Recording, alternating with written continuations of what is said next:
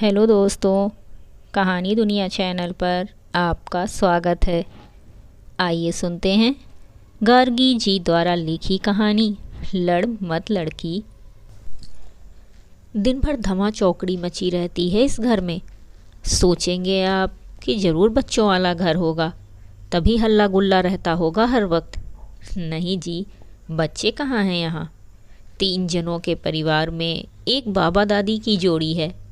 रब्बा भला करे, बुढ़ापे में भी दोनों अपनी गुटरगू में मस्त रहते हैं। हल्ले गुल्ले की वजह है टिन्नी। अभी +2 पास किया है, डिस्टिंक्शन मिला है कुड़ी को। बीजी यानी कि दादी हंस हंस के बताती हैं आने जाने वालों को।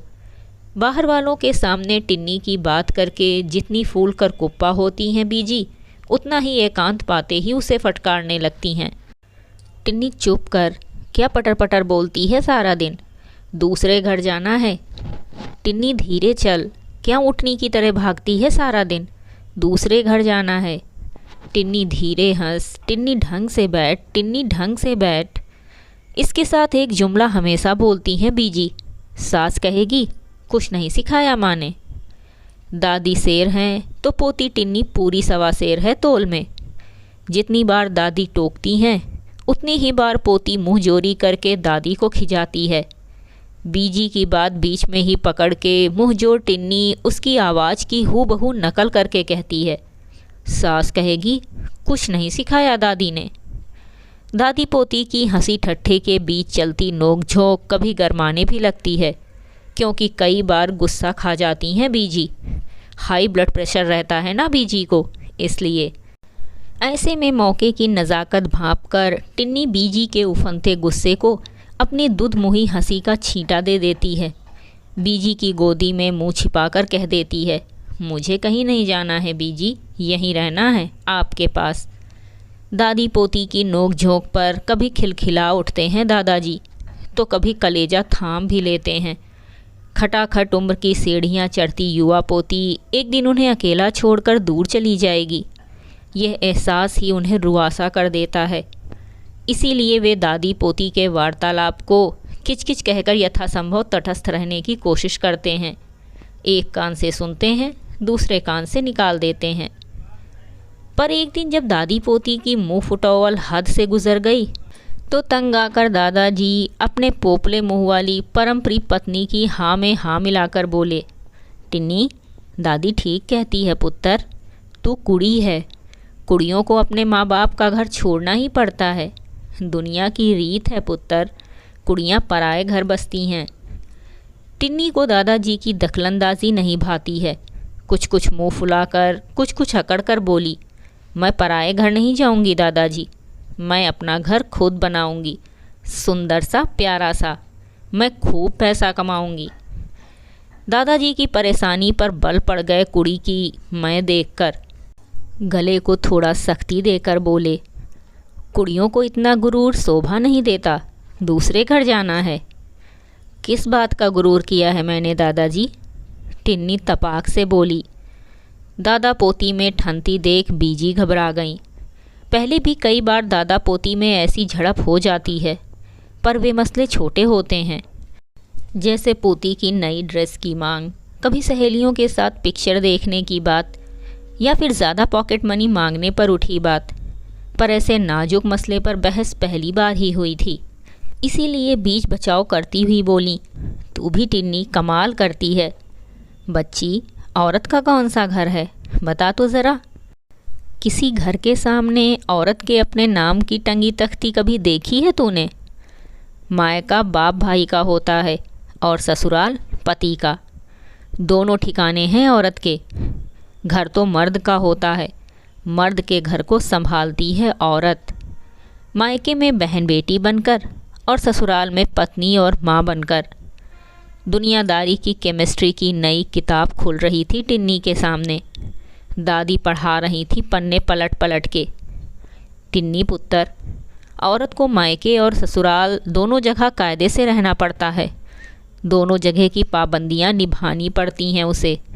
उस पर निगहबानी दोनों जगह रहती है, मायके में बाप भाई की और ससुराल में पति की। टिन्नी सोच में डूबी गुमसुम सी खड़ी थी। बीजी ने सोचा कि बात को समझ रही है लड़की, इसीलिए बात को आगे बढ़ाते हुए बोली, जरा सी गुमराह हुई तो ठिकाना छिन जाता है औरत का। बहन बेटी गुमराह हुई तो बाप के घर का दरवाज़ा बंद हो जाता है, और पत्नी गुमराह हुई तो पति घर से निकाल देता है। गुमराह होने का मतलब बीजी? गुमसुम सी टिन्नी ने पूछा। कायदा तोड़ना, पाबंदी ना मानना गुमराह होना कहलाता है। पोती का भोलापन देख दादी का जी भर आया। उन्होंने जवानी की दहलीज के करीब खड़ी पोती को जैसे ज़माने भर की तपिश से बचाते हुए कलेजे से लगा लिया, पर पोती को दादी का ममत्व से भरा स्पर्श भिगो नहीं पाया। औरत के घर को, औरत के अस्तित्व को नकारती दुनिया की रीत उसे नहीं भाई। तमक के बोली, कायदे और पाबंदी में फ़र्क होता है बीजी। कायदा निभाना सभ्यता है और पाबंदी निभाना मजबूरी।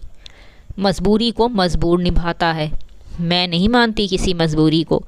मैं जिस घर में रहूँगी उसका कायदा शौक़ से निभाऊंगी, लेकिन पाबंदी नहीं सहूँगी। दादाजी को पोती के तेवर चुभ गए।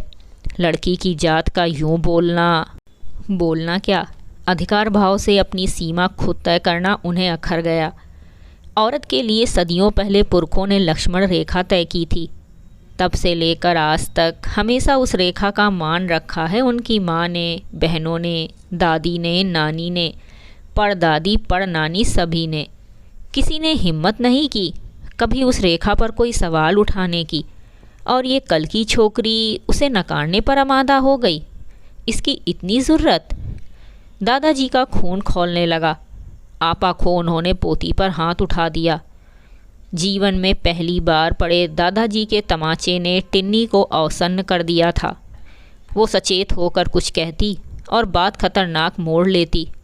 इससे पहले ही दादी ने पूरी समझदारी से पति के सामने हाथ जोड़कर शांत होने की गुहार की, और तमतमाए लाल सुर्ख चेहरे वाली नादान टिन्नों को खींचकर कमरे में बंद कर दिया। वो दिन कट गया, पर ना तो टिन्नी झुकी और ना ही दादाजी। दोनों के बीच पसरा तनाव भी नहीं हटा। उन दोनों के बीच बातचीत बिल्कुल बंद थी। बस अकेली बीजी ही थी, जो दोनों के बीच पुल बनकर दोनों के शब्दों के पहियों को यथाशक्ति धकेल आर पार पहुंचा रही थीं। बीजी ने गुमराह होती हुई पोती को समझाकर सीधी राह पर लाने की पूरी जिम्मेदारी ली। तभी पूरे 2 दिन बाद थाली छुई थी दादाजी ने। बीजी पहल करके बात शुरू करती, कभी पुचकार के तो कभी फटकार के टिन्नी को समझाती। पर जब भी वे किसी कहानी, किसी आस पड़ोस की घटना या फिर अखबार की किसी हेडलाइन के माध्यम से टिन्नी को सती साध्वी सुशीला स्त्री के सद्गुणों से परिचित करवाने की कोशिश करती, तभी टिन्नी अपने धारदार तर्क से उन्हें काट के रख देती। ऐसे में हताश बीजी जमाने की हवा को कोसती थीं। कहती, हाय रब्बा आजकल की लड़कियां, या फिर हाय रब्बा आग लगे नए ज़माने को। ऐसा ही एक प्रसंग चल रहा था जब टिन्नी ने पूछा, पहले के ज़माने को क्या सुरखाब के पर लगे थे बीजी? हाँ लगे थे पुत्र, बीजी ने पल्लू को शालीनता से ओढ़ते हुए कहा। ज़माना था वो पुत्र, बड़ों के अदब का, छोटों के लिहाज का, बहुओं के ढके सिरों और झुकी आँखों से बहू बेटी के फ़र्क का पता राह चलते भी लग जाता था। अब मुआ रह क्या गया है? ना कुड़ी का पता चले ना मुंडे का। सड़क पे चलती कई बार मैं तो हैरान हो जाती हूँ देख के। टिन्नी हंसते हंसते लोटपोट हो गई। बीजी की भाव भंगिमाओं को दोहरा कर और हंसती कि बीजी ने टोक दिया, बस कर कुड़िए, भले घर की बहू बेटियां यूँ नहीं हंसती मुंह खोल के। हंसती खिलखिलाती टिन्नी कलफ लगी चुन्नी सी अकड़ गई।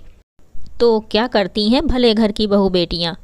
दिन भर कोसती हैं अपने आप को, आपकी तरह, बुआ की तरह। हाय जनानी की जून रब बैरी को ना दे। बुआ की बात करके दादी की दुखती रग छू दी थी टिन्नी ने। दादी की लाडली इकलौती बेटी कच्ची उम्र में ब्याही गई थी। होश आते आते 3 बच्चियों की माँ बन चुकी थी। 24 की थी कि विधवा हो गई। बात पुरानी है, पर टिन्नी को याद है यूं की यूं। ससुराल के भरे पूरे परिवार की तीमारदारी करने के बाद भी अपने विधवापन और सिर्फ लड़कियां पैदा करने के कारण दुत्कार का बोझ ढोती तन मन से बीमार बुआ दिन रात खुद को कोसती थीं। उन दिनों बीजी अपनी बेबसी पर दिन रात रोया करती थीं। बेटी का सहारा नहीं बन सकती थीं, औरत थी ना, खुद ही मोहताज। इसीलिए जब बुआ के मरने की खबर आई तो दादी ने रोते हुए भी शुक्र करते हुए कहा था, भगवान दुश्मन को भी कभी औरत न बनाए। दादी को गुमसुम देख टिन्नी पिघल गई। माहौल बदलने के लिए उसने टीवी चला दिया। टीवी पर सैनिटरी नैपकिन का ऐड चल रहा था। इस ऐड से चिढ़ती हैं बीजी, इसे बेशर्मी कहकर शर्म से मुँह छिपा लेती हैं। दादाजी भी बहाने से उठकर इधर उधर हो जाते हैं। पर टिन्नी को बहुत पसंद है ये ऐड। कितना कॉन्फिडेंस है लड़की के चेहरे पर, अपने वुमेनहुड पर नाज है उसे। वो आज के ज़माने की लड़की है। प्रकृति ने कोमलता दी है स्त्री को।